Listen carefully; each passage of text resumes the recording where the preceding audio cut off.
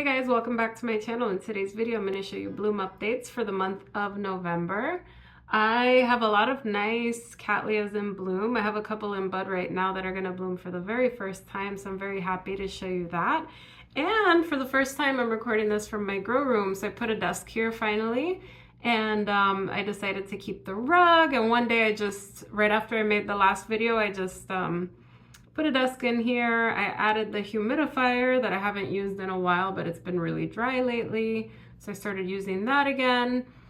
And I am gonna spruce this room up. So let me show you some of the buds that I have right now and we'll jump right into the blooms. So we have this Cattleya jungle eyes in bloom. I didn't realize it was blooming. The growth was actually pointing down and I'm slowly training it up. I didn't even realize it was in bud.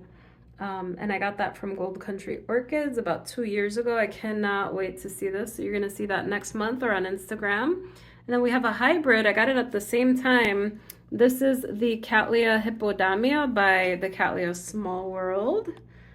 I had the Cattleya Small World. I accidentally killed it, but it's a nice one. I also have this coming soon. This is the LC Trick or Treat. So that one's gonna look pretty cool, but it's not ready yet. It has 11 buds. But let me show you everything else that I have in bloom. So here's the desk. And of course, Zoe is saying hello. She cannot stay away, but I added this desk here just a few days ago. And I'm gonna set everything up so it looks nice in here. I'm thinking of adding like a painting or a poster to this wall. And I also wanna show you my my tall dendrobiums. So I finally made some headway for them. I put that light really high up. That's a Sansi grow light. And I finally have room for my Gatton Sunray, which outgrew all of the shelves. And this is my dendrobium golden brown Tenate blue. And we have this massive Phalaenopsis. I think I'm gonna chop this one up next. It's just so big. But it was on one of my bottom shelves. It's all over the place. The stem has gotten long. I've had this one for 3 years. I got it as a birthday gift a few years ago, 3 or 4 years ago. No, I got it in 2020, so 3 years ago, and it's still going. So this is the grow room right now. I'm very happy to see how it looks with everything. I'm gonna show you everything in bloom up close. So let me show you what's going on.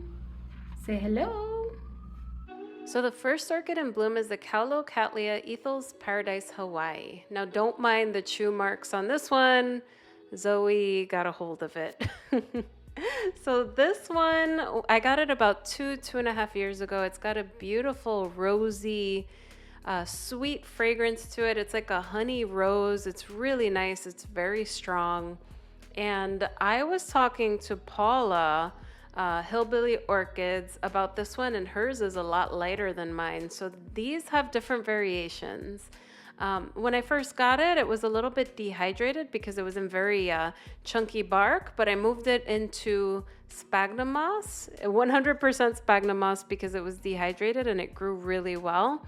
I'm going to trim the leaves up a little bit, tidy it up a bit, get it into a new pot and put it in a mix of bark and sphagnum moss, and I look forward to more blooms in the future. This one's just really nice. The fragrance is really worth it. First time, no fragrance, then it kind of got better.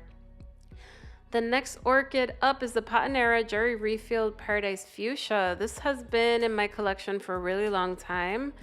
I only have one bloom on this one, but we have a sheath in the back with hopefully more blooms in the future. And I love this one because the petals of this one are velvet. It's got a nice fragrance. I would characterize it as a classic Cattleya fragrance. I've never divided this orchid before.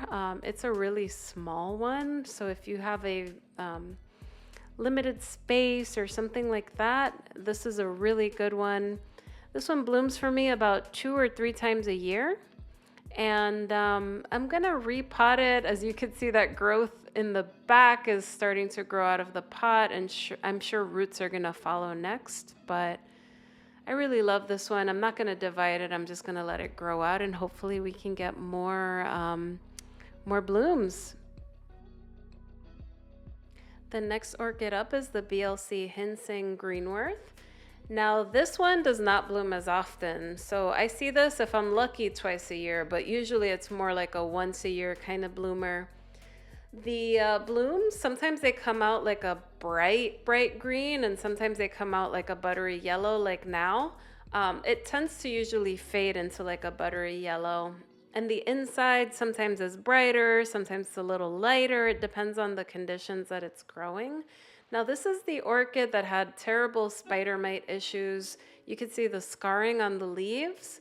But thankfully I was able to take care of it, as you could see from the new leaf with my thrips treatment. But I love the fragrance on this one. It's very citrusy, kind of lemony. I really enjoy it. It fills the room. It's a very strong one, even though it doesn't bloom too often. This is a good one in my collection that I really like. Now moving on, the next orchid in bloom is my Phalaenopsis Tetraspis C1. Now this is a species orchid, and this one has a slight fragrance on it. And this one is interesting. I was thinking of doing a video on the Tetraspis and the hybrids because there's a lot of variation on this. This one is C1. There's different variations that look different, but the cool thing about it is that every single flower is unique. Now I don't have a ton of blooms on it, and I waited a while to get this video, so one of the blooms faded. But I wanted to give you guys an update on it, as it hadn't bloomed in a while. And it's also growing a ton of keikis, which is exciting. I like to share these with my friends. So once those get bigger, I'll pot them up. But this is a really cute one, and I just love to see it in bloom. It's one of those summer type phals. I give it nice warm temperatures, and it tends to stay pretty happy. And I'm excited about those keikis, which I'll pot up really soon. Now this next one is related. It's another Tetraspis species. This one is C1 by Mr. Huang.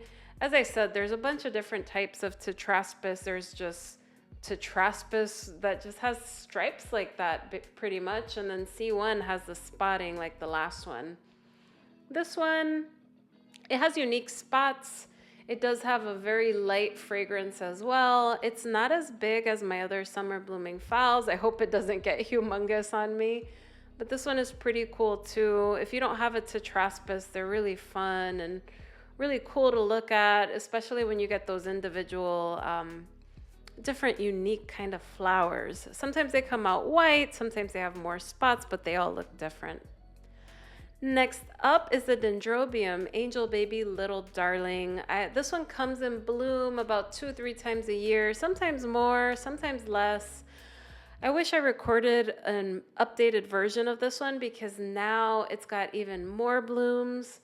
Once in a while I'll get like 3 random blooms, but it's really like 2-3 times a year that it really gets nice and full, and I wish I waited because now it's got way more blooms. So next time I'll show you this orchid with more blooms. I'll get it on Instagram, post some stories on it, but this one is amazing because it has a lovely gardenia fragrance. It's kind of like a gardenia with a little bit of sunscreen.